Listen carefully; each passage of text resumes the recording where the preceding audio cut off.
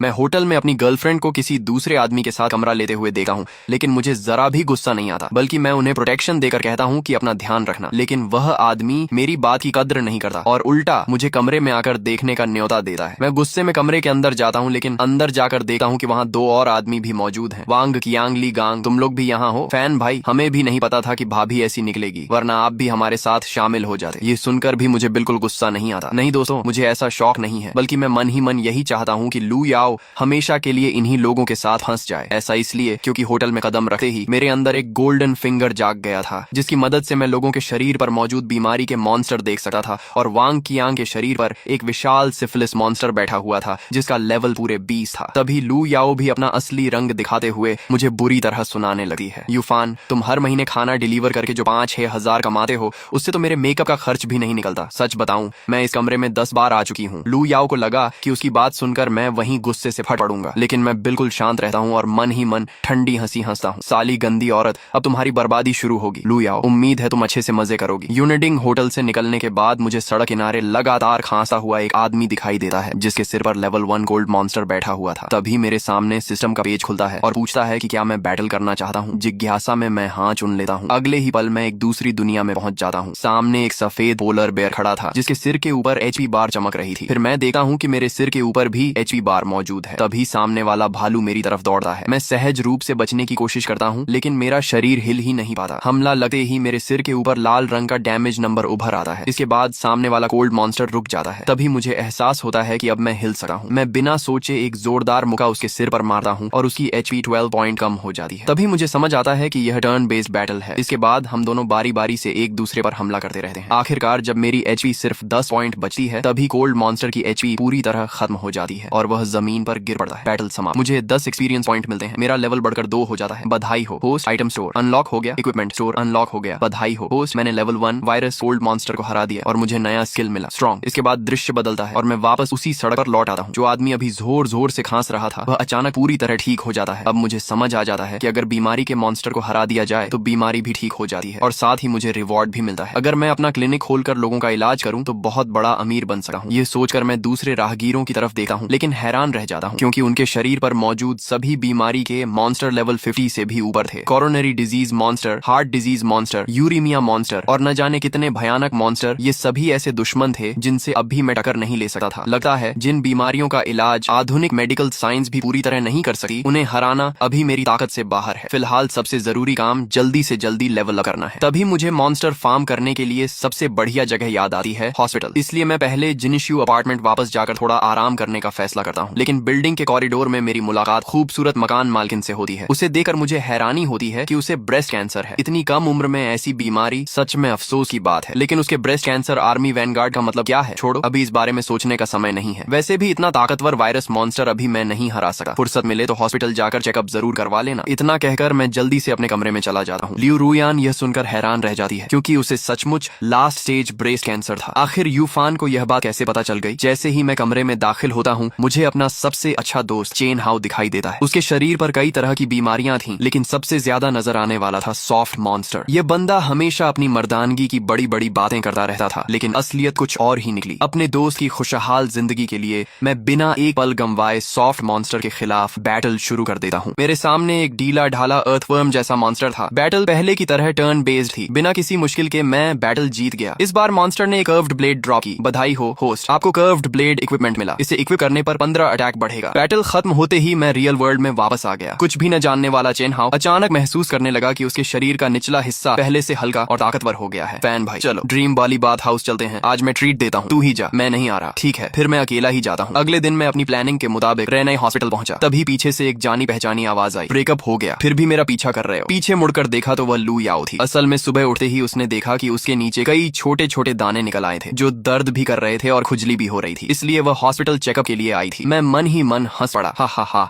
लगता है syphilis monster ने असर दिखाना शुरू कर दिया। बस पता नहीं बाकी तीनों भी इसकी चपेट में आए हैं या नहीं। तभी थोड़ी दूर से जोरदार चीख सुनाई दी, साला ली गांग, ये बीमारी जरूर तुमसे आई है। सब जानते हैं कि तुम हर दिन अलग अलग लड़कियों के साथ घूमते रहते हो। अरे दिमाग लगाने की भी जरूरत नहीं, ये तो पक्का लू याओ की वजह से हुआ है। पूरे इलाके में उसकी बदनामी है। मैं ये सब देखकर सिर्फ मुस्कुराता रहा, क्योंकि सिर्फ मुझे पता था कि असली सोर्स तो वांग कियांग था। आखिर उसके सिफिलिस मॉन्स्टर का लेवल पूरे 20 था। फिर मैं उनके पास गया और उन्हें शांत सांत्वना देते हुए बोला, घबराओ मत, ये बीमारी इतनी भी डरावनी नहीं है। बस रोज टाइम पर मेडिसिन खाना, एक्सरसाइज करना, साफ सफाई रखना, अच्छा न्यूट्रिशन लेना, कुछ समय बाद मर जाओगे। इतना कहकर मैं आराम से वहां से निकल गया और पीछे सिर्फ उन तीनों को डर के मारे कांपता छोड़ दिया। इसके बाद मैं पीडियाट्रिक डिपार्टमेंट के बाहर पहुंचा और अपनी लेवल अप जर्नी शुरू कर दी। Level 1 glutton monster. क्या होस्ट बैटल करना चाहता है? इस तरह मैं पूरे दिन हॉस्पिटल में मॉन्स्टर फार्म करता रहा। शाम तक मेरा लेवल 7 हो गया। इक्विपमेंट स्लॉट में कई नए इक्विपमेंट आ गए और बैकपैक विभिन्न मॉन्स्टर से गिरे मीट से भर गया। आइटम स्टोरेज की सबसे बड़ी खासियत ये थी कि उसके अंदर टाइम पूरी तरह रुक जाता था, इसलिए कोई भी आइटम कभी एक्सपायर नहीं होता था। लेकिन उसकी कमी ये थी कि उसमें किसी भी लिविंग क्रीचर को स्टोर नहीं किया जा सकता था। इसके अलावा मुझे एक गोल्डन स्किल बुक भी मिली, गोल्डन नीडल ब्लड पियर्स, जो पेन रिलीफ और ब्लीडिंग स्टॉप करने की क्षमता रखती थी। स्किल सीखने के बाद मैं अपार्टमेंट लौटने लगा। सीढ़ियों में फिर मेरी मुलाकात लियू रुयान से हुई। इस बार उसने मुझे डिनर पर इनवाइट किया। मैं चेन हाओ को साथ लेकर उसके साथ एक गली के बारबेक्यू रेस्टोरेंट पहुंचा। लेकिन वहां पहुंचते ही लियू रुयान की बीमारी अचानक बढ़ गई और वह दर्द से जमीन पर गिर पड़ी। बहुत दर्द हो रहा है, लगता है आज यही मेरी जिंदगी खत्म हो जाएगी। यह देखकर मुझे दिन में सीखी हुई golden needle blood pierce skill याद आई। मैंने तुरंत सिल्वर नीडल उसके 3 एक्यूपॉइंट्स में लगा दी। कुछ ही सेकंड में उसके चेहरे का दर्द काफी कम हो गया। मैंने कहा, मैंने अभी सिर्फ तुम्हारा दर्द टेम्पोरेरी कम किया है, टाइम मिलते ही हॉस्पिटल जाकर पूरा चेकअप जरूर करवा लेना। उसने मुस्कुराकर कहा, ठीक है, थैंक यू। डिनर के बाद लियू रुयान मुझे अपने टॉप फ्लोर लग्जरी हाउस में ले गई। उसने मेरी तरफ देखकर कहा, मेरी जिंदगी के आखिरी कुछ महीने मेरे साथ बिताओ, बदले में मैं ये पूरा अपार्टमेंट तुम्हें दे दूंगी। मैंने पूछा, तो तुम्हें पहले से अपनी बीमारी के बारे में पता था? उसने सिर हिलाकर कहा, हाँ, मैंने आज तक कभी प्यार नहीं किया। मरने से पहले बस एक सच्चा और सादा प्यार जीना चाहती हूँ। मैंने पूछा, लेकिन तुमने मुझे ही क्यों चुना? उसने जवाब दिया, क्योंकि तुम ईमानदार हो, दिखने में भी अच्छे हो और तुम्हारी एक्यूपंक्चर मेरे दर्द को कम कर देती है। इससे मैं कुछ और टाइम तुम्हारे साथ बिता सकती हूँ। मैं मन ही मन चिल्लाया, वाह सिस्टम, फ्री में गर्लफ्रेंड भी मिल गई। अब सोचने जैसा बचा ही क्या है। मैंने तुरंत उसकी बात मान ली और मन ही मन कसम खाई कि चाहे कुछ भी हो, मैं उसकी बीमारी जरूर ठीक करूंगा। अगली सुबह मैं फिर जल्दी रहने हॉस्पिटल पहुंच गया और पूरे दिन मॉन्स्टर फार्म करता रहा। शाम तक मेरा लेवल 10 हो गया। इसी दौरान मुझे एक हिडन टैलेंट भी मिला, इंडिस्ट्रक्टिबल बॉडी। ये टैलेंट हमेशा के लिए मार्शल डैमेज कम करता था, अटैक और डिफेंस बढ़ाता था, सभी एबनॉर्मल स्टेटस से इम्यूनिटी देता था और हर सेकंड मेरी मैक्स एचपी का 21,000 रिकवर करता था। मैं दंग रह गया। ये टैलेंट तो कमाल का है। अब मेरे पास हायर लेवल मॉन्स्टर को चैलेंज करने की ताकत आ गई थी। मैं बिना देर किए अपार्टमेंट की तरफ भागा। आज मेरा टारगेट लियू रुयान के शरीर में मौजूद कैंसर मॉन्स्टर था। मुझे देखकर वह खुशी से बोली, बेबी, कल तुमने जो 2 नीडल लगाई थी, आज पूरा दिन मुझे बहुत आराम रहा। मैं मुस्कुराया, अभी तो इससे भी ज्यादा आराम मिलने वाला है। इतना कहकर मैंने तुरंत बैटल शुरू कर दी। ब्रेस्ट कैंसर आर्मी वैनगार्ड के रूप में एक रंग बिरंगा टाइगर मेरे सामने आ गया। उसके पास पूरे 2000 एचपी थे। मैंने अपनी ब्लेड से हमला किया और उसकी एचपी 250 कम हो गई। टैलेंट सच में बहुत पावरफुल था। फिर टाइगर ने मुझ पर हमला किया, लेकिन टैलेंट की वजह से मुझे सिर्फ 20 डैमेज हुआ। हजारों राउंड तक बैटल चलती रही और आखिरकार मैंने वैनगार्ड को मार गिराया। मुझे व्हाइट टाइगर इक्विपमेंट मिला। इसका पैसिव स्किल था कि हर लेवल अप पर मेरी सभी एट्रीब्यूट्स हमेशा के लिए 10 पॉइंट बढ़ जाएंगी। करंट लेवल 1, लेकिन तभी लियू रुयान के पास एक और मॉन्स्टर प्रकट हुआ। Level 20 breast cancer army Centurion touch system बोला, इसे मारने पर लियू रुयान की लाइफ 2 साल बढ़ जाएगी। मैं समझ गया कि कैंसर इतना आसान नहीं है, आगे इससे भी बड़ी मॉन्स्टर आर्मी मेरा इंतजार कर रही होगी। लेकिन कम से कम अब मुझे होप दिखने लगी थी। उधर लियू रुयान को अचानक महसूस हुआ कि उसका शरीर पहले से कहीं हल्का हो गया है। वह सोचने लगी, आखिर ये क्या हो रहा है? क्या सच में प्यार इंसान को ताकत देता है? इसके बाद उसने मेरा हाथ पकड़ा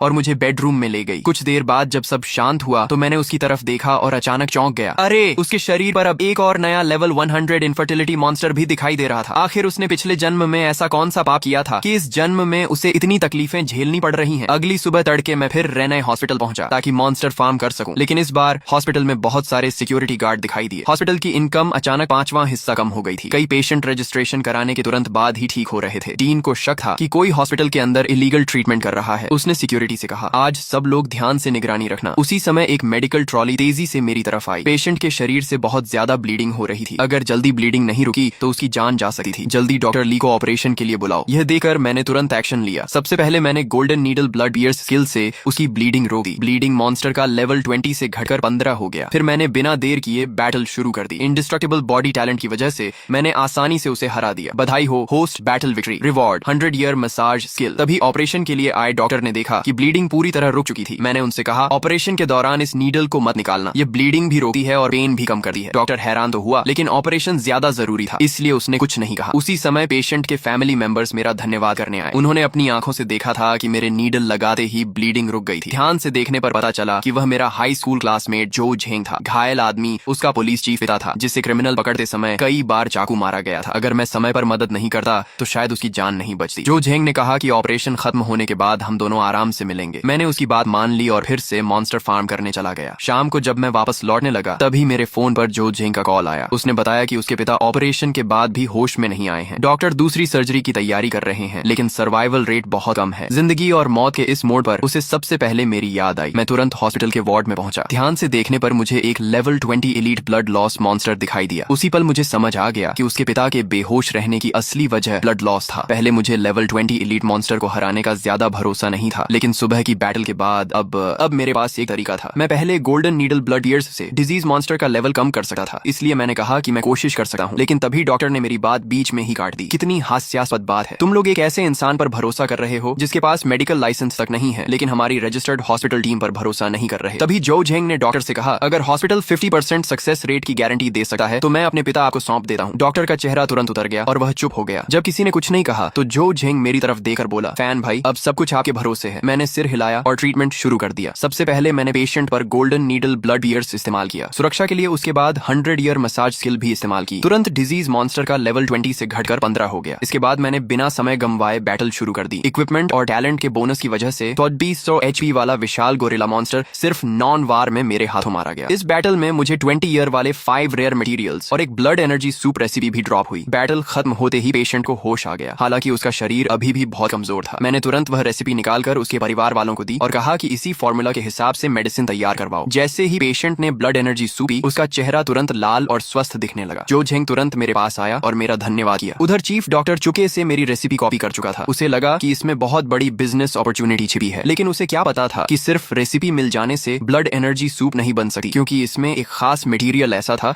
जो सिर्फ मॉन्स्टर ड्रॉप से ही मिलता था। ये सब खत्म होने के बाद मैं फिर से लेवल अप करने निकल पड़ा, क्योंकि लियू रुयान के पास अब ज्यादा समय नहीं बचा था। जैसे जैसे मेरा लेवल बढ़ रहा था, मुझे पता चला कि हर नए लेवल के लिए एक्सपीरियंस पहले से कई गुना ज्यादा चाहिए। इसी वजह से मेरी लेवल अप स्पीड लगातार धीमी होती जा रही थी। मैंने हॉस्पिटल में कई दिन तक लगातार मॉन्स्टर फार्म की, लेकिन फिर भी मेरा लेवल सिर्फ 15 तक ही पहुंच पाया। इन दिनों की बैटल से मुझे यह भी पता चला कि एलीट मॉन्स्टर की स्ट्रेंथ उसी लेवल के नॉर्मल मॉन्स्टर से लगभग 2 गुनी होती है, लेकिन बॉस मॉन्स्टर कितना ताकतवर होता है यह अभी भी मेरे लिए एक मिस्ट्री था। एक दिन मैं हमेशा की तरह रेनाई हॉस्पिटल में मॉन्स्टर फार्म कर रहा था। तभी मेरी नजर एक स्पेशल डिजीज मॉन्स्टर पर पड़ी। Migraine monster, boss rank disease monster, battle available. मैं खुशी से चौंक गया। आखिरकार बॉस मॉन्स्टर से लड़ने का मौका मिल गया। मैंने तुरंत बैटल शुरू करनी चाहिए, लेकिन उसी समय मेरे सामने सिस्टम का एक नया प्रॉम्प्ट आ गया। बॉस रैंक डिजीज मॉन्स्टर से बैटल करने से पहले गोल्डन नीडल ब्लड ईयर्स इस्तेमाल करना जरूरी है। मैं हैरान रह गया। अरे, बॉस फाइट के लिए भी प्री कंडीशन होती है। मजबूरी में मैंने पेशेंट से कहा कि मैं ट्रेडिशनल चाइनीज मेडिसिन फैमिली से हूं और एक्यूपंक्चर के जरिए उसका हेडेक कम कर सकता हूं।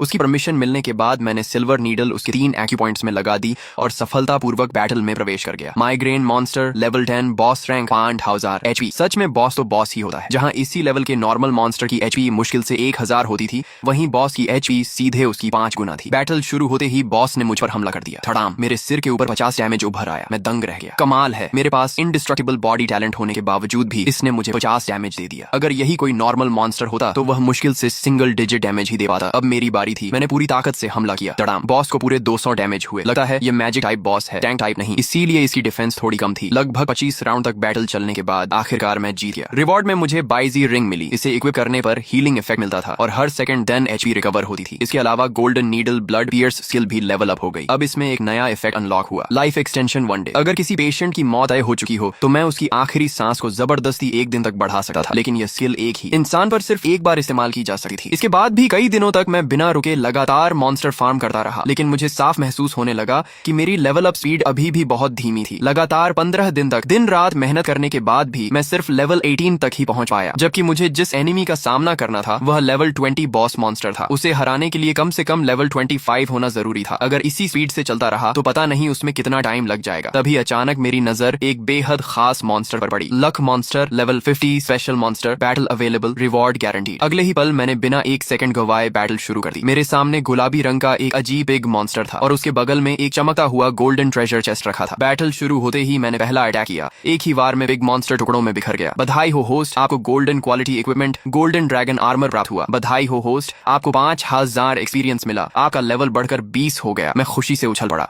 ये लक मॉन्स्टर तो सच में कमाल का निकला। मैंने तुरंत गोल्डन ड्रैगन आर्मर की डिटेल्स देखी। इसे इक्विप करने पर 8000 डिफेंस, 2000 HP, 200 ब्लॉक मिलता था और साथ में किंग कॉन्ग स्किल भी मिलती थी जो मेरी डिफेंस को 50% और बढ़ा देती थी। इतना पावरफुल इक्विपमेंट देकर मुझे तुरंत विश्वास हो गया कि अब मैं ब्रेस्ट कैंसर आर्मी के लेवल 20 सेंचुरियन को चैलेंज कर सकता हूँ। मैं बिना देर किए जिनशू अपार्टमेंट लौट आया। घर पहुंचते ही मैंने सबसे पहले लियू रुयान को एक्यूपंक्चर दी, जिससे मॉन्स्टर की ताकत कम हो गई। फिर मैंने बैटल शुरू कर दी। इस बार मेरे सामने पहले से भी ज्यादा खतरनाक व्हाइट टाइगर खड़ा था। Breast cancer army centurion level 20 buff monster 2000 HP। Battle शुरू होते ही उसने अपने विशाल पंजे से मुझ पर हमला किया और मुझे 110 डैमेज पहुंचा, लेकिन हाई रिकवरी इफेक्ट और गोल्डन ड्रैगन आर्मर की वजह से वास्तव में मुझे सिर्फ 45 HP का नुकसान हुआ। अब मेरी बारी आई। मैंने पूरी ताकत से हमला किया, धड़ाम! उसकी HP सीधे 2000 कम हो गई। करीब 2 घंटे तक बैटल चलती रही। आखिरकार गोल्डन ड्रैगन आर्मर की शानदार ब्लॉक और रिकवरी एबिलिटी की मदद से मैंने बड़ी मुश्किल से उसे हरा दिया। लेकिन बैटल खत्म होते ही लियू रुयान के पास फिर एक नया डिजीज मॉन्स्टर दिखाई दिया। Breast cancer army 1000 commander level 30 बफ मॉन्स्टर। इसे हराने पर उसकी लाइफ 3 साल और बढ़ जाएगी। मैंने गहरी सांस ली। मुझे पहले से ही पता था कि कैंसर इतनी आसानी से खत्म नहीं होगा, लेकिन कम से कम अभी के लिए मुझे थोड़ा आराम करने का मौका मिल गया। इसके बाद मेरा ज्यादातर टाइम लियू रुयान के साथ ही बीतने लगा। मैं सिर्फ कभी कभी बाहर जाकर मॉन्स्टर फार्म करके लेवल अप करता था। एक दिन मैं हमेशा की तरह हॉस्पिटल पहुंचा। भीड़ के बीच मुझे फिर एक स्पेशल मॉन्स्टर दिखाई दिया। Fortune monster special disease monster battle available. मैंने तुरंत बैटल शुरू कर दी। मेरे सामने इस बार एक गोल्डन डिवाइन ड्रैगन था। पहले वाले लक मॉन्स्टर की तरह यह भी एक ही अटैक में खत्म हो गया। बधाई हो होस्ट, आपको ट्रेजर ड्रैगन पर्ल प्राप्त हुआ। ड्रैगन पर्ल इफेक्ट आपकी सभी करंट एट्रीब्यूट्स हमेशा के लिए दोगुनी हो जाएंगी। Extra skill beast taming. जिस भी बीस्ट को टेम करोगे उसकी लॉयल्टी हमेशा 100% रहेगी और उसके सभी एट्रीब्यूट्स 3 गुना बढ़ जाएंगे। मॉन्स्टर फार्म करते समय मैंने पहले भी कई बार पेट्स के पास टेम ऑप्शन देखा था, लेकिन तब मुझे उसका मतलब समझ नहीं आया था। अब मुझे सब समझ आ गया। अब मैं अपने पेट को टेम करके उसे अपने साथ बैटल में उतार सकता था और बीस्ट टेमिंग स्किल की वजह से मेरा हर पेट मुझसे 100% लॉयल रहेगा। सच में आज तो मेरी किस्मत खुल गई। आज का लेवल अप मिशन पूरा करने के बाद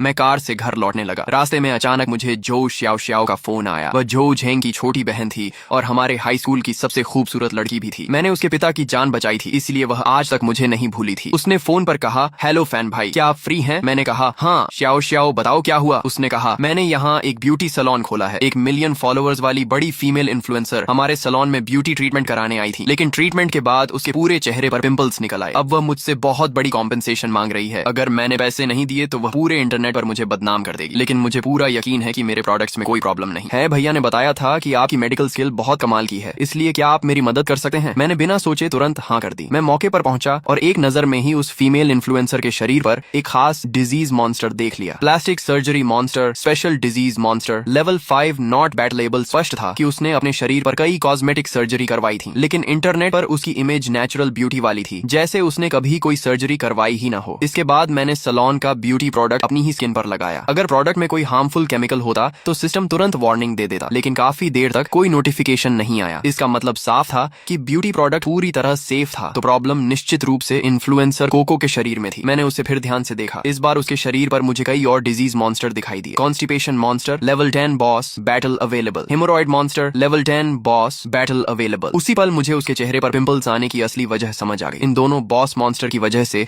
उसके शरीर में टॉक्सिन्स जमा हो रहे थे, जिससे उसके चेहरे पर पिंपल्स निकल रहे थे। लेकिन उस समय भी कोको लगातार पूरे इंटरनेट पर एक्सपोज करने की धमकी देकर बहुत बड़ी कॉम्पेंसेशन मांग रही थी। मैं मन ही मन बोला, सच में तुम्हें जरा भी शर्म नहीं आती? मैंने बिना किसी झिझक के सीधे कोको से कहा कि उसके ब्रेस्ट फेक हैं और उसका नोज भी सर्जरी से बनाया गया है। मेरी बात सुनते ही कोको वहीं सन्न रह गई। आखिर कुछ ही समय पहले उसने कोरिया जाकर प्लास्टिक सर्जरी करवाई थी और इस बात का पता उसके मैनेजर तक को नहीं था। अब जब उसे समझ आ गया कि मुझे सच में बहुत कुछ पता है तो उसका रवैया तुरंत बदल गया। उसने कहा, इस मामले को मैं यहीं खत्म कर सकती हूँ, लेकिन मेरे चेहरे के पिंपल्स तुम्हें हर हाल में ठीक करने होंगे। मैंने शांत होकर उससे कहा, तुम्हारे पिंपल्स की असली वजह तुम्हारा लंबे समय से कॉन्स्टिपेशन है, लेकिन वजह चाहे जो भी हो मैं तुम्हें पूरी तरह ठीक कर सकता हूँ। मेरी बात सुनकर कोको और भी ज्यादा शॉक हो गई। उसने मन ही मन सोचा, हे भगवान, ये इतनी प्राइवेट बातें तो मेरी पर्सनल असिस्टेंट तक नहीं जानती, फिर इसे कैसे पता चली? फिर उसने मुझसे कहा, अगर तुम मेरी ये सारी प्रॉब्लम्स पूरी तरह ठीक कर दोगे तो मैं न सिर्फ कॉम्पेंसेशन नहीं मांगूंगी बल्कि तुम्हारे ब्यूटी सैलून का फ्री प्रमोशन भी करूंगी। जो श्याओ श्याओ की मदद करने के लिए मैंने उसकी शर्त मान ली। फिर मैंने सिल्वर नीडल उसके चेहरे पर लगाई और उसी मौके पर बैटल शुरू कर दी। अगले ही पल कॉन्शियसनेस स्पेस में लायन जैसा दिखने वाला कॉन्स्टिपेशन मॉन्स्टर मेरी तरफ दौड़ पड़ा। धड़ाम! लेकिन ड्रैगन पर्ल के बोनस की वजह से मेरी डिफेंस अब 7000 तक पहुंच चुकी थी। ऐसे लो लेवल बॉस मॉन्स्टर मेरे सामने टिक ही नहीं सकते थे। सिर्फ एक ही राउंड में मैंने उसे खत्म कर दिया। उधर रियल वर्ल्ड में कोको को अचानक बहुत जोर से टॉयलेट जाने की फीलिंग हुई। वह तुरंत अपना हिप पकड़कर वॉशरूम की तरफ भागी। करीब 10 मिनट बाद वह पूरी तरह फ्रेश होकर बाहर आई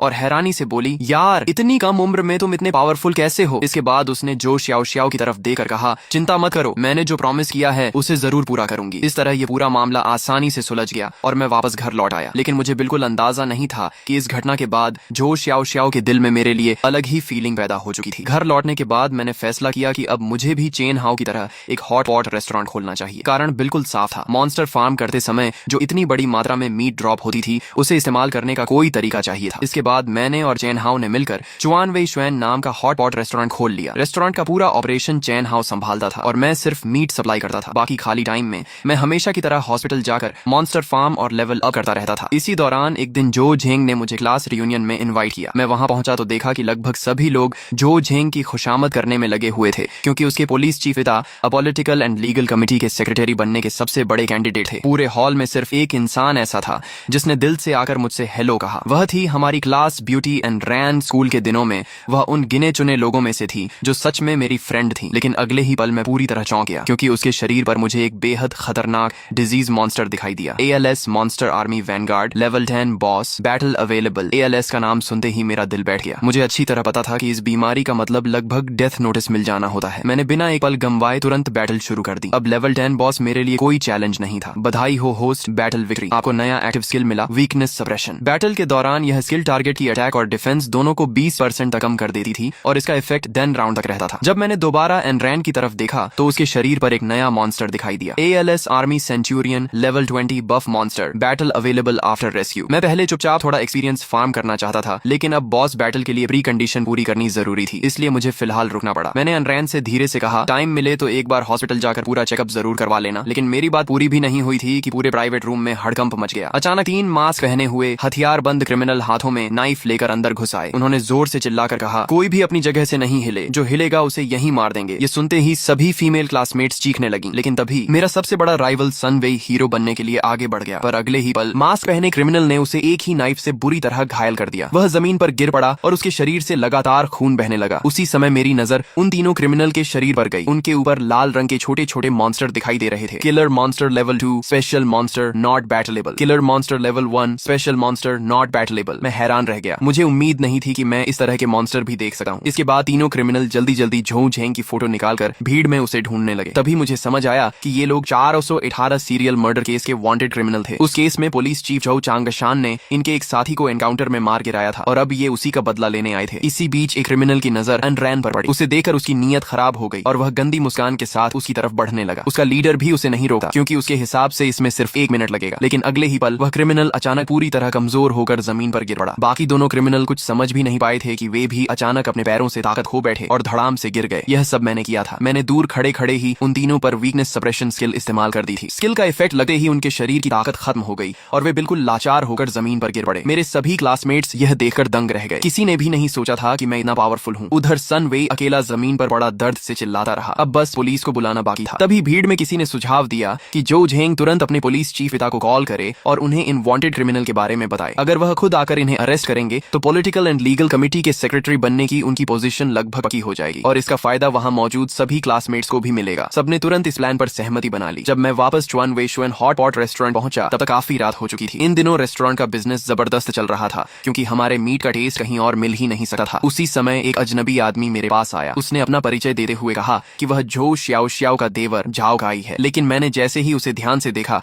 उसके शरीर पर कई डिजीज मॉन्स्टर दिखाई दिए। Morning weakness monster, prostate monster, kidney weakness monster और कई दूसरे मॉन्स्टर। साफ दिख रहा था कि शराब और औरतों की वजह से उसका शरीर पूरी तरह बर्बाद हो चुका था। मुझसे मिलते ही उसने पहली बात यही कही कि मैं उसकी भाभी झोउ श्याओ से दूर रहूं। असल में अपने बड़े भाई की मौत के बाद से ही वह अपनी भाभी को हासिल करना चाहता था। उसने इसके लिए पूरा प्लान भी बना रखा था। लेकिन हाल के दिनों में झोउ श्याओ मेरे बहुत करीब रहने लगी थी, जिसकी वजह से उसे मौका ही नहीं मिल रहा था। उसने मुझे धमकाते हुए कहा, अगर जिंदा रहना है तो मेरी भाभी से दूर रहो। मैंने बिना कुछ सोचे उसके मुंह पर जोरदार थप्पड़ मार दिया और कहा, तू मुझे सिखाएगा कि मुझे क्या करना है। थप्पड़ खाते ही झाओ काई जमीन पर गिर पड़ा। वह पूरी तरह शॉक में था। आखिर एक हॉट पॉट रेस्टोरेंट ओनर ने देश के सबसे अमीर परिवार के आदमी को थप्पड़ मार दिया था। वह गुस्से में उठकर मुझ पर हमला करना चाहता था, लेकिन शराब और अय्याशी ने उसका शरीर पहले ही खोखला कर दिया था। इसलिए जाते जाते सिर्फ इतना बोल पाया, रुक जा, तुझे बर्बाद करने के मेरे पास 100 तरीके हैं। अगली सुबह तड़के जैसे ही मैं उठा, मुझे चेन हाउ का इमरजेंसी कॉल आया। फैन भाई, बड़ी प्रॉब्लम हो गई। कुछ लोगों ने हमारे रेस्टोरेंट का खाना खाने के बाद फूड पॉइजनिंग की कंप्लेंट की है। फोन रखते ही मैं तुरंत रेस्टोरेंट पहुंचा। वहां कई लोग लगातार उल्टियां कर रहे थे और बार बार वॉशरूम भाग रहे थे। मैंने ध्यान से देखा, कॉन्स्टिपेशन नहीं, डायरिया मॉन्स्टर लेवल 8 और वॉमिटिंग मॉन्स्टर लेवल 5। मतलब ये लोग सच में बीमार थे, नाटक नहीं कर रहे थे। अगर मुझे अपने मीट की क्वालिटी पर पूरा भरोसा न होता तो शायद मैं भी मान लेता कि गलती हमारी है। इस समय रेस्टोरेंट के बाहर और अंदर भारी भीड़ जमा हो चुकी थी। मीडिया रिपोर्टर भी पहुंच चुके थे। मुझे तुरंत समझ आ गया कि अब सिर्फ सच जानना काफी नहीं है, बल्कि पब्लिक क्राइसिस हैंडल करना भी जरूरी है। मैंने सबके सामने ऊंची आवाज में कहा, अगर रिपोर्ट में फूड पॉइजनिंग निकली तो मेरा रेस्टोरेंट तुम्हारा मेडिकल बिल 10 गुना देकर तुरंत हमेशा के लिए बंद कर देगा। भीड़ में छिपा जाओ गए। यह सुनकर मन ही मन हंसने लगा। उसे पूरा भरोसा था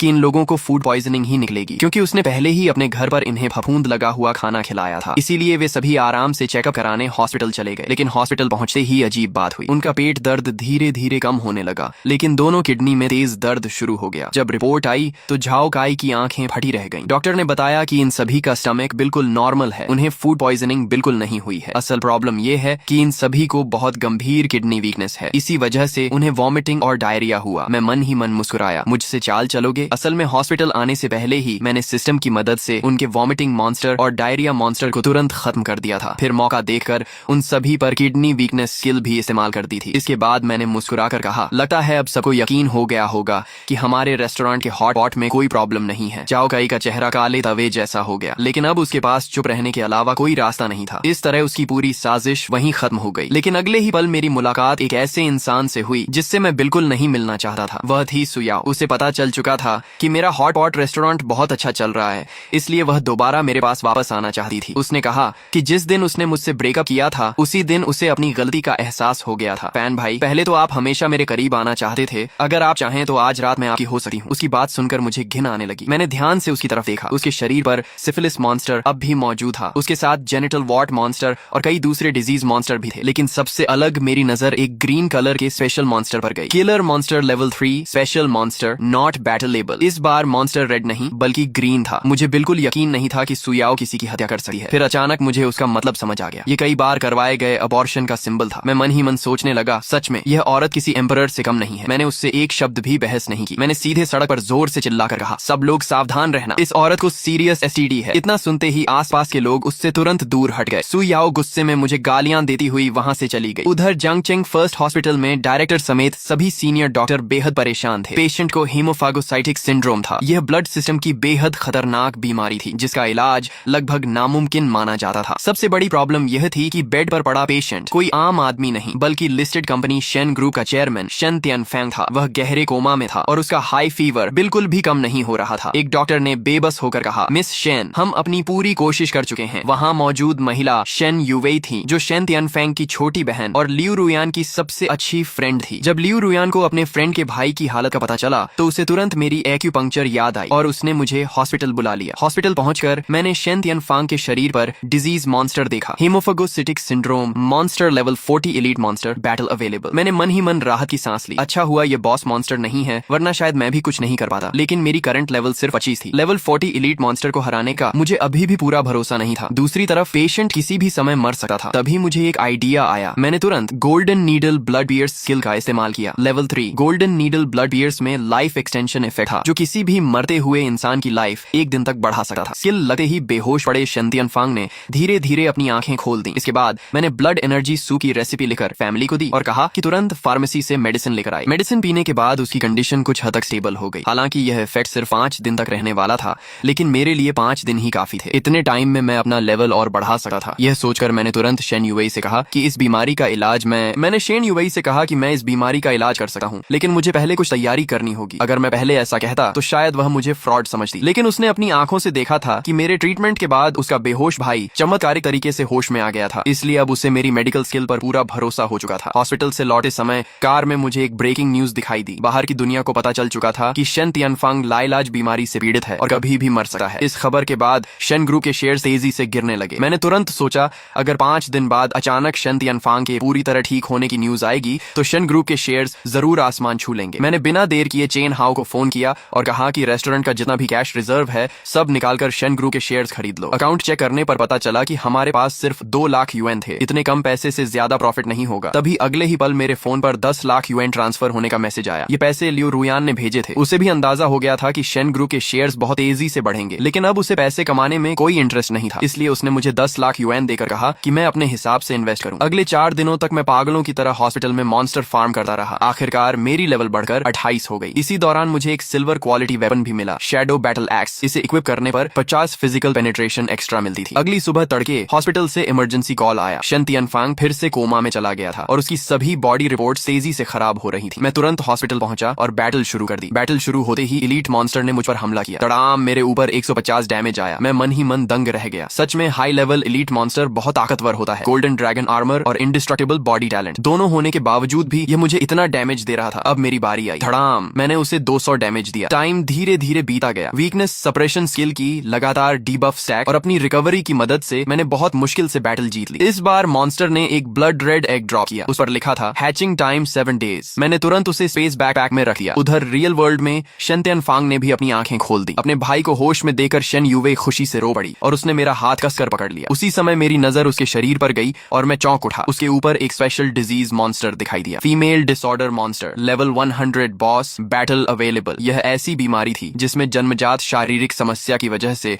नॉर्मल मैरिड लाइफ संभव नहीं होती। पुराने समय में ऐसी महिलाओं को अशुभ माना जाता था, जबकि मॉडर्न मेडिकल साइंस भी इसे लगभग लाइलाज मानती थी। लेकिन मेरी नजर में यह भी ठीक हो सकती थी। प्रॉब्लम सिर्फ इतनी थी कि अभी मैं लेवल 100 बॉस मॉन्स्टर को हराने की ताकत नहीं रखता था। तभी मेरी नजर मॉन्स्टर के नीचे लिखी ग्रीन कलर की एक छोटी लाइन पर गई। उसमें लिखा था इस मॉन्स्टर को एक खास डैगर काउंटर करता है। यही वही डैगर है जिससे पहले कभी शेन युवे घायल हुई थी। यानी यह बॉस का एक्सक्लूसिव काउंटर आइटम था। लेकिन मेरे सामने एक नई प्रॉब्लम खड़ी हो गई। बैटल शुरू किए बिना मैं वह डैगर कैसे हासिल करूं? और अगर बैटल शुरू कर भी दूं तो अभी मैं लेवल 100 बॉस को हरा ही नहीं सकता। फिर वह डैगर मिलने का फायदा भी क्या होगा? मैंने सोचा फिलहाल इस बारे में बाद में सोचूंगा। इसी बीच शन तियानफांग के खतरे से बाहर आने की न्यूज पूरे बिजनेस सर्कल में फैल गई। शन ग्रुप के शेयर्स लगातार ऊपर जाने लगे। कुछ ही दिनों में शेयर्स अपर लिमिट तक पहुंच गए। मैंने जो कुल 12 लाख यूएन इन्वेस्ट किए थे वे बढ़कर सीधे 24 लाख यूएन हो गए। बिजनेस वर्ल्ड के कई बड़े लोगों को पता चल गया कि शेन तियानफांग की जान एक रहस्यमयी डिवाइन डॉक्टर ने बचाई है। ये खबर पूरे टॉप बिजनेस सर्कल में जंगल की आग की तरह फैल गई। आखिर अमीर लोगों के लिए सबसे कीमती चीज हेल्थ ही होती है, इसलिए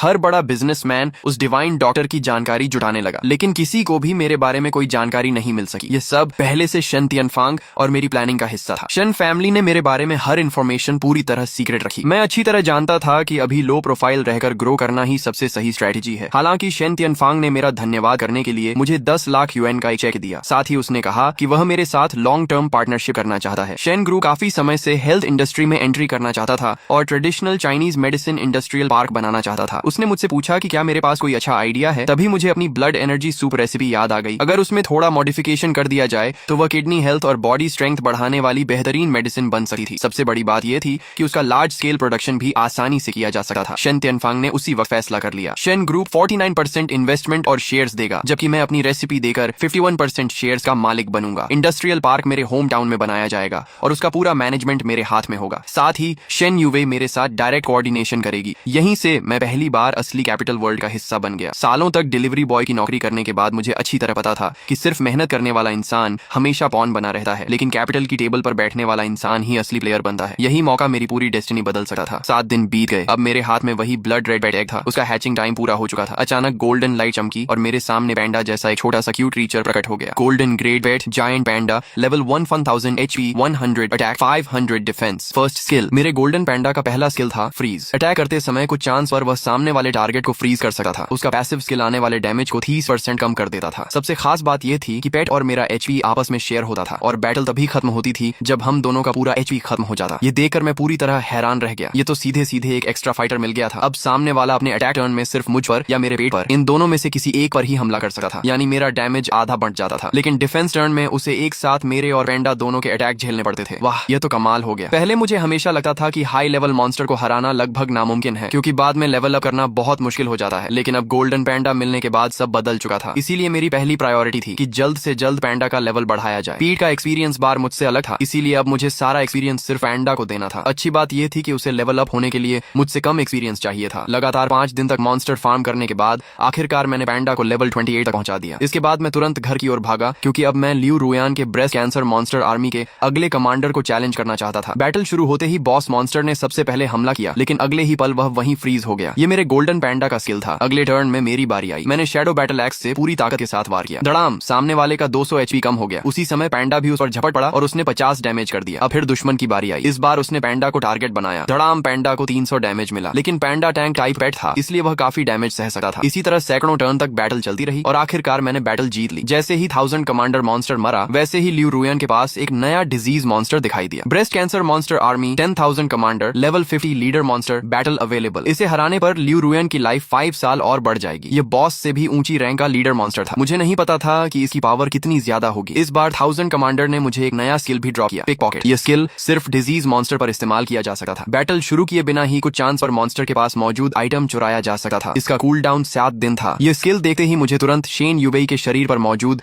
लेवल 100 लायन गर्ल मॉन्स्टर याद आ गया। अब मैं बैटल शुरू किए बिना भी उसके पास मौजूद स्पेशल आइटम हासिल कर सकता था। मैं तुरंत चाइनीज मेडिसिन इंडस्ट्रियल पार्क पहुंचा। ऑफिस में शेन यूवेई अपनी चेयर पर बैठी थी। मैंने उससे सामान्य तरीके से ग्रीटिंग की और तुरंत उस पर पिक पॉकेट स्किल इस्तेमाल कर दिया। पहली ही बार में स्किल सफल हो गया। मैंने खुशी खुशी आइटम खोला, लेकिन अंदर एक सूखा हुआ बनाना निकला। मैं वहीं का वहीं रह गया। ये क्या बकवास है? लेवल 100 लायन गर्ल मॉन्स्टर के पास बनाना कैसे हो सकता है? मेरी 7 दिन की अपॉर्चुनिटी पूरी तरह बर्बाद हो गई। अब मेरे पास फिर से 7 दिन कूल डाउन खत्म होने का इंतजार करने के अलावा कोई रास्ता नहीं था। 7 दिन बाद मुझे जो श्याओ श्याओ का फोन आया। वह हिचकिचाते हुए बात कर रही थी, जैसे उसे कुछ कहने में शर्म आ रही हो। आखिर उसने बताया कि उसका हेमोरॉइड फिर से बहुत बुरी तरह बढ़ गया है। दर्द इतना ज्यादा है कि सहा नहीं जा रहा, लेकिन वह हॉस्पिटल भी नहीं जाना चाहती। मैंने तुरंत उसकी मदद करने का फैसला किया और बिना देर किए कार से उसके घर पहुंच गया। जैसे ही मैंने उसे देखा, मुझे एक जाना पहचाना डिजीज मॉन्स्टर दिखाई दिया। Haemorrhoid monster, level 15, normal monster. Local massage करने के बाद बैटल शुरू की जा सकती है। अब तो मेरी बारी मुश्किल में पड़ने की थी। मुझे हिचकिचाता देकर झो श्याओ श्याओ ने शर्माते हुए सिर झुका लिया और लाल चेहरे के साथ पूछा, क्या मेरी बीमारी का इलाज बहुत मुश्किल है? क्या पहले चेकअप करना पड़ेगा? मैंने कहा, इलाज तो हो सकता है, लेकिन ब्लड सर्कुलेशन ठीक करने के लिए स्पेशल मसाज टेक्निक इस्तेमाल करनी पड़ेगी। ये सुनते ही झो श्याओ श्याओ खुश हो गई। उसे राहत मिली कि सर्जरी की जरूरत नहीं पड़ेगी। उसने मुस्कुराते हुए कहा, अगर मसाज से मैं ठीक हो सकती हूँ तो जैसे भी करना पड़े कर दीजिए। इतना कहकर वह मेरा हाथ पकड़कर अपने बेडरूम में ले गई। कुछ देर बाद बैटल शुरू हुई और कई टर्न की फाइट के बाद मैंने हेमोरॉइड मॉन्स्टर को पूरी तरह खत्म कर दिया। बैटल खत्म होते ही जो श्याओ श्याओ को तुरंत आराम महसूस हुआ। अब वह मुझे बिल्कुल अलग नजरों से देखने लगी। अचानक उसने जैसे कोई बड़ा फैसला कर लिया हो। वह मेरे पास आई, मेरे दोनों हाथ पकड़ लिए और बोली, फैन भाई, मैं आपको बहुत समय से पसंद करती हूँ। मुझे पता है कि आपकी गर्लफ्रेंड है, लेकिन क्या मैं आपकी लवर बन सकती हूँ? उसकी बात सुनकर मैंने बिना झिझक साफ मना कर दिया, लेकिन मेरी उम्मीद के विपरीत उसने कोई ड्रामा नहीं किया। उसने मुस्कुराकर कहा, ठीक है, अगर ऐसा है तो आज के बाद हम सिर्फ अच्छे फ्रेंड्स बनकर रहेंगे। क्या ये ठीक रहेगा? मैंने भी उसकी बात मान ली, लेकिन अगले ही पल मेरा फोन बज उठा। कॉल लियू रुयान की थी। उसकी बातें सुनते ही मेरा गुस्सा 7वें आसमान पर पहुंच गया। मुझे पता चला कि उसके घर एक नापसंद मेहमान आया हुआ है। वह था वांग दालोंग। कुछ साल पहले परिवार के बुजुर्गों ने उसका और लियू रुयान का सिर्फ जुबानी रिश्ता तय किया था। जब वांग दालोंग को पता चला था कि लियू रुयान को कैंसर हो गया है, तो वह तुरंत रिश्ता तोड़ना चाहता था, लेकिन उसके परिवार के बुजुर्गों ने उसे रोक दिया और कहा कि लड़की मर जाएगी तो रिश्ता अपने आप खत्म हो जाएगा। लेकिन अब जब उसे पता चला कि लियू रुयान का ब्रेस्ट कैंसर ठीक हो चुका है, तो वह बेशर्मी से फिर शादी की बात लेकर उसके घर पहुंच गया। ये सुनते ही मैं तुरंत कार लेकर जिंगस्यू मैंशन की तरफ निकल पड़ा। मेरे मन में सिर्फ एक ही बात थी, काश मैं उस कमीने को अभी के अभी खत्म कर दूं। घर पहुंचते ही मेरी नजर वांग दालोंग पर पड़ी। उसके शरीर पर अनगिनत डिजीज मॉन्स्टर थे, लेकिन उनमें से एक मॉन्स्टर ने मेरा पूरा ध्यान खींच लिया। Fake organ monster, level 100 special disease monster, battle available. मैं मन ही मन चौंक गया। ये अभी भी खुद को मर्द कहता है। उसी समय वांग दालोंग गुस्से में चिल्लाया, क्या घूर रहा है? मैं अपनी होने वाली वाइफ से मिलने आया हूँ, इसमें क्या गलत है? इतना कहकर उसने मेरी तरफ एक बैंक कार्ड बढ़ाया और बोला, तुम दोनों जितने दिन साथ रहे उसका कॉम्पेंसेशन समझ लो। इस कार्ड में 5 मिलियन युएन है, इसे लो और हमेशा के लिए यहाँ से निकल जाओ। पहले ही लियू रुयान मुझे वांग दालोंग के बारे में बहुत कुछ बता चुकी थी। वह एनपिंग काउंटी का सबसे बड़ा गुंडा था। अपने परिवार और लोकल ऑफिशियल्स के साथ मिलकर उसने सालों तक आम लोगों पर अत्याचार किए थे। उसके जवान होने के बाद पूरे काउंटी में एक दिन भी शांति नहीं रही। कई गांव वाले तंग आकर कोर्ट भी गए, लेकिन ऑफिशियल्स और बिजनेसमैन पहले से ही वांग फैमिली के साथ मिले हुए थे। यहाँ तक कि विक्टिम के लॉयर भी उसी के आदमी निकलते थे। हर केस में विक्टिम हार जाता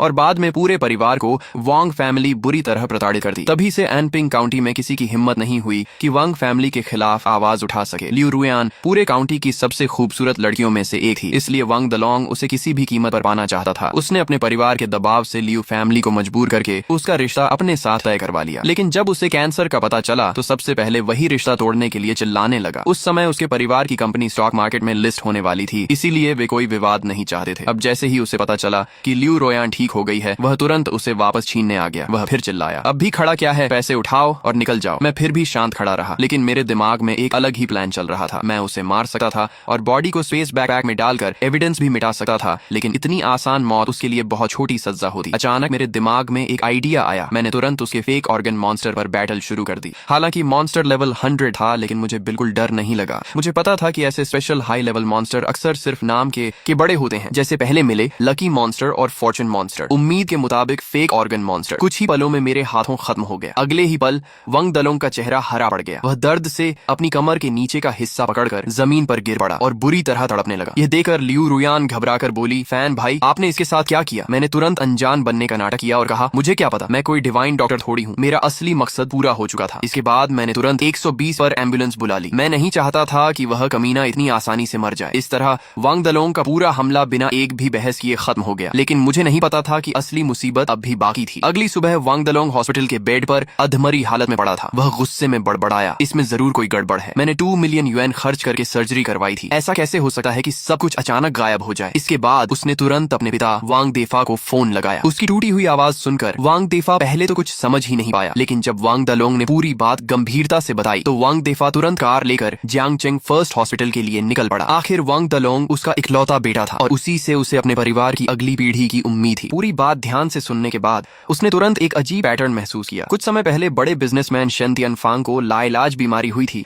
लेकिन आखिर में किसी रहस्यमयी डॉक्टर ने उसे मौत के मुंह से वापस खींच लिया। फिर लियू रुयान का ब्रेस्ट कैंसर भी किसी ने ठीक कर दिया और अब उसके बेटे वांग दलोंग का फेक ऑर्गन भी मुझसे मिलने के बाद रहस्यमयी तरीके से गायब हो गया। क्या यह सब सिर्फ संयोग हो सकता है? यह सोचते ही वांग देफा के चेहरे पर खुशी साफ दिखाई देने लगी। असल में कुछ समय पहले उसे भी लास्ट स्टेज लिवर कैंसर हुआ था, लेकिन अपनी लिस्टेड कंपनी को स्टेबल रखने के लिए उसने यह बात अपने परिवार तक को नहीं बताई थी। पिछले कई सालों से वह सिर्फ अपने प्राइवेट डॉक्टर की मदद से किसी तरह जिंदा था। उसे अच्छी तरह पता था कि यह हमेशा नहीं चल सकता। अगर बीमारी ऐसे ही बढ़ती रही तो शायद वह अपने पोते का चेहरा भी नहीं देख पाएगा। जब उसे पहले शेन तियनफांग के ठीक होने की खबर मिली थी तब उसके मन में भी उम्मीद जगी थी, लेकिन उसने उस रहस्यमयी डिवाइन डॉक्टर को खोजने के लिए बहुत पैसा और लोग लगाए, फिर भी कोई सुराग नहीं मिला। एक समय तो उसे लगा कि भगवान ने वांग फैमिली को पूरी तरह बर्बाद करने का फैसला कर लिया है, लेकिन अब उसे लग रहा था कि उसकी किस्मत अभी खत्म नहीं हुई है। उधर वांग दलोंग को लगा कि उसके पिता अब तुरंत मेरा बदला लेने वाले हैं। वह खुशी खुशी अपने पिता को लेकर कई वैन भरकर गुंडों के साथ सीधे जिंगस्यू मैंशन की तरफ निकल पड़ा। उसी समय मुझे शेन तियनफांग का फोन आया। हम दोनों ने मिलकर जो traditional Chinese medicine industrial park शुरू किया था उसे लोकल गवर्नमेंट ने इस साल के टॉप 10 आउटस्टैंडिंग एंटरप्राइजेज में शामिल कर लिया था। इस खबर के बाद कंपनी के शेयर तेजी से बढ़ने लगे और इंटरनेट पर ट्रेडिशनल चाइनीज मेडिसिन को लेकर एक नई हेल्थ ट्रेंड शुरू हो गई। इसी खुशी में शेन तियनफांग ने फैसला किया कि वह अपनी बहन शेन यूवेई को साथ लेकर खुद मुझसे मिलकर मेरी लाइफ सेविंग हेल्थ का आधिकारिक धन्यवाद करेगा। मैंने भी मना नहीं किया। आखिर मेरी गर्लफ्रेंड की बेस्ट फ्रेंड उसकी बहन ही थी, इसलिए इसमें कोई अजीब बात नहीं थी। लेकिन जैसे ही मैंने फोन रखा घर की डोरबेल बज उठी। मैं मन ही मन हंस पड़ा। अरे भाई, क्या तुम चाओ चाओ हो? नाम लिया और सामने आ गए। जैसे ही मैंने डोर खोला वांग दलोंग गुस्से से मेरी तरफ झपट पड़ा और चिल्लाया, कल जो हुआ उसके पीछे जरूर तुम्हारा ही हाथ है। अगर आज तुझसे घुटनों पर बैठकर माफी नहीं मंगवाई तो मेरा नाम भी वांग नहीं। लेकिन मैं बिल्कुल भी नहीं घबराया। मुझे पता था कि उसके पास मेरे खिलाफ कोई सबूत नहीं है। मैंने शांत होकर कहा, तेरा दिमाग खराब हो गया है क्या? मेरे पास कोई सुपर पावर नहीं है जो मैं दूर बैठे बैठे तेरी फेक बॉडी को गायब कर दूं। लेकिन इतना बोलते ही मुझे अपनी गलती का एहसास हो गया। अचानक वांग दलोंग गुस्से से चिल्लाया, हरामजादे, मैंने तुझे कभी नहीं बताया कि मेरा फेक ऑर्गन गायब हो गया है। फिर तुझे ये बात कैसे पता चली? ये सुनते ही बगल में खड़े वांग देफा के चेहरे पर खुशी और भी बढ़ गई। अब उसे लगभग पूरा यकीन हो गया था कि मैं वही रहस्यमयी डिवाइन डॉक्टर हूँ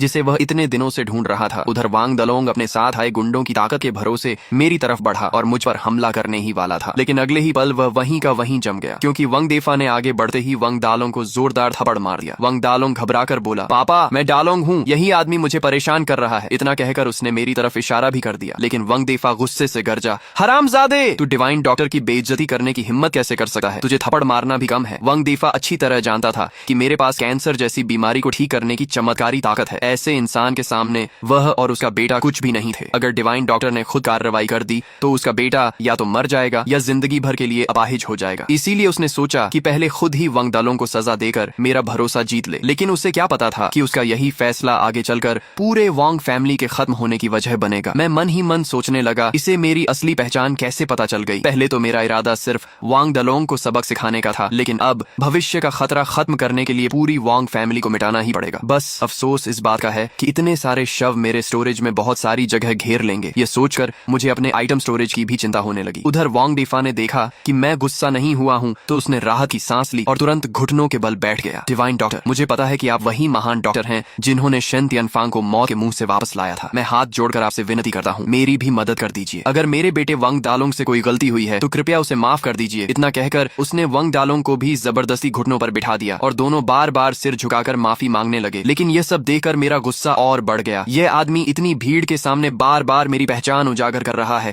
अब इसे जिंदा छोड़ना ठीक नहीं होगा। मैं मन ही मन सोच ही रहा था कि वांग फैमिली को बिना किसी शोर शराबे के कैसे खत्म किया जाए। तभी डोरबेल फिर से बज उठी। जैसा अंदाजा था, इस बार शेन तियनफांग और उसकी बहन शेन यूवे आए थे। दरवाजे पर यह नजारा देखकर दोनों कुछ पल के लिए हैरान रह गए। शेन तियनफांग ने पूछा, भाई ये सब क्या हो रहा है? वह आगे कुछ कहता, उससे पहले शेन यूवे ने उसका हाथ पकड़कर इशारा किया कि अभी चुप रहो। वह लियू रुयान की बेस्ट फ्रेंड थी, इसीलिए वांग दालोंग के बारे में पहले से काफी कुछ जानती थी। मैंने माहौल को अजीब होते देखा तो सोचा पहले वांग फैमिली को यहाँ से रवाना कर दूं। मैंने कहा, आज की बात को मैं यहीं खत्म कर देता हूँ। लेकिन मेरी बात पूरी होने से पहले ही वांग देफा फिर बीच में बोल पड़ा, डिवाइन डॉक्टर, कृपया मेरी जान बचा लीजिए। कुछ समय पहले मुझे लास्ट स्टेज लिवर कैंसर हुआ है। मुझे पता है कि आपने कुछ दिन पहले मिस्टर शेन को भी ठीक कर दिया था। इतना कहकर उसने शेन तियनफांग की तरफ उंगली कर दी। ये सुनकर शेन तियनफांग का चेहरा उतर गया। उसने अभी कुछ समय पहले ही मुझसे वादा किया था कि वह मेरी पहचान किसी को नहीं बताएगा, लेकिन अब तो सामने ही सब खुल चुका था। उसे लगा जैसे उसे सीधे आग में धकेल दिया गया हो। मैं भी मन ही मन बेहद बेबस महसूस कर रहा था। मैं सोचने लगा कि वांग देफा जैसी अक्ल वाला आदमी आखिर एनपिंग काउंटी पर राज कैसे कर पाया। उसी पल मैंने मन ही मन फैसला कर लिया कि वांग फैमिली को किसी भी हालत में जिंदा नहीं छोड़ना चाहिए। अगर इन्हें छोड़ दिया तो एक दिन यही लोग मुझे बर्बाद कर देंगे। उधर घुटनों पर बैठा वांग दलोंग पूरी तरह सदमे में था। अब तक जब भी उससे कोई गलती होती थी उसका पिता हर मुश्किल संभाल लेता था, लेकिन आज वही पिता किसी कुत्ते की तरह मेरे सामने गिड़गिड़ा रहा था। और अभी जो उसने लास्ट स्टेज लिवर कैंसर की बात कही वह भी उसके लिए बिल्कुल नई थी। यह सब सुनकर शेन तियनफांग पूरी बात समझ गया। उसे एहसास हो गया कि चाहे वह कितना भी बड़ा बिजनेसमैन क्यों ना हो, मेरे सामने वह भी एक साधारण इंसान ही है और मेरी पहचान छिपाना ही सबसे सही फैसला है। लेकिन वांग फैमिली ने तो सीधे डिवाइन डॉक्टर को धमकाने की गलती कर दी थी। मैंने घुटनों पर बैठे वांग देफा को देखा और सोचा कि अभी मामला बढ़ाना ठीक नहीं होगा, पहले इसे शांत कर देता हूँ। मैंने कहा इलाज हो सकता है लेकिन पहले एक्यूपंक्चर करना पड़ेगा, मेरे साथ अंदर चलिए। यह सुनते ही वांग देफा खुशी से भर गया। वह अपने बेटे वांग दालोंग को वहीं छोड़कर मेरे पीछे पीछे बेडरूम तक आ गया। एक्यूपंक्चर करने के बाद मैंने उसके शरीर में मौजूद लिवर कैंसर मॉन्स्टर पर बैटल शुरू कर दी, लेकिन वह मॉन्स्टर 2 राउंड भी नहीं टिक पाया और तुरंत खत्म हो गया। बैटल खत्म होते ही वांग देफा को अचानक महसूस हुआ कि उसके शरीर में एक गर्माहट की लहर अचानक उसके पूरे शरीर में फैल गई। क्या यही वह मशहूर डिवाइन डॉक्टर की ताकत है? सिर्फ 2 मिनट ही बीते थे और असर तुरंत दिखाई देने लगा। यह ताकत सच में डराने वाली थी, लेकिन सिर्फ मैं ही जानता था कि मैंने उसके शरीर से सिर्फ लिवर कैंसर आर्मी का एक छोटा सा वैनगार्ड मॉन्स्टर हटाया था। उसके बाद अभी ऐसे न जाने कितने मॉन्स्टर बाकी थे। कैंसर का पूरा इलाज करना इतना आसान नहीं था। मैंने उससे कहा एक बात याद रखना, मैंने अभी सिर्फ तुम्हारा दर्द कुछ समय के लिए कम किया है, पूरी तरह ठीक होने के लिए आगे लंबा ट्रीटमेंट करना पड़ेगा। और आज जो कुछ भी हुआ है उसके बारे में किसी बाहरी इंसान को एक शब्द भी मत बताना, वरना अंजाम बहुत बुरा होगा। वांग देफा तुरंत सिर हिलाने लगा। डिवाइन डॉक्टर आप निश्चिंत रहिए, अगर मेरी जान भी चली जाए फिर भी मैं आपकी पहचान किसी को नहीं बताऊंगा। अब वांग देफा मुझे अपनी जिंदगी की आखिरी उम्मीद मान चुका था। जब वांग फैमिली वहां से चली गई तो मैं शेन तियनफांग के पास पहुंचा और बोला माफ कीजिए अभी थोड़ी देर हो गई। इतने में शेन युवेई जल्दी से मेरे पास आई और बोली भाई क्या वह आदमी वांग दलोंग था? मैंने कहा हाँ, लियू रुयान से मैं उसके बारे में पहले ही सब सुन चुका हूँ, ऐसे इंसानों को तो बचाना ही नहीं चाहिए। ये सुनते ही शेन तियनफांग पूरी तरह हैरान रह गया। वह मन ही मन सोचने लगा अरे मुझे तो कुछ समझ ही नहीं आ रहा, आखिर ये वांग फैमिली है कौन? तब शेन युवेई ने शुरू से लेकर आखिर तक वांग फैमिली के सारे अत्याचार और उनके हर अपराध की कहानी विस्तार से सुना दी। ये सब सुनकर शेन तियनफांग गुस्से से भर उठा। उसने सोचा क्या सच में कोई इंसान इतना गिर सकता है? लेकिन गुस्से के साथ उसे यह भी समझ आ गया कि मेरे सामने अपनी वफादारी साबित करने का इससे अच्छा मौका उसे दोबारा नहीं मिलेगा। शेन तियनफांग पूरे देश के सबसे बड़े बिजनेसमैन में से एक था। उसके लिए किसी छोटे से काउंटी के लोकल डॉन को खत्म करना कोई बड़ी बात नहीं थी। इसलिए उसने मेरी तरफ देकर कहा भाई अगर आप चाहें तो मैं अपने कनेक्शंस इस्तेमाल करके उन्हें खत्म कर सकता हूँ। मैं कुछ देर सोचने लगा। यह तरीका बुरा नहीं था। आखिर वांग फैमिली के लोग बहुत ज्यादा थे और अकेले मेरे लिए सबको संभालना आसान नहीं था। सबसे जरूरी बात यह थी कि वांग देफा को जल्दी से जल्दी रोका जाए, वरना वह मेरी पहचान हर जगह फैला देगा।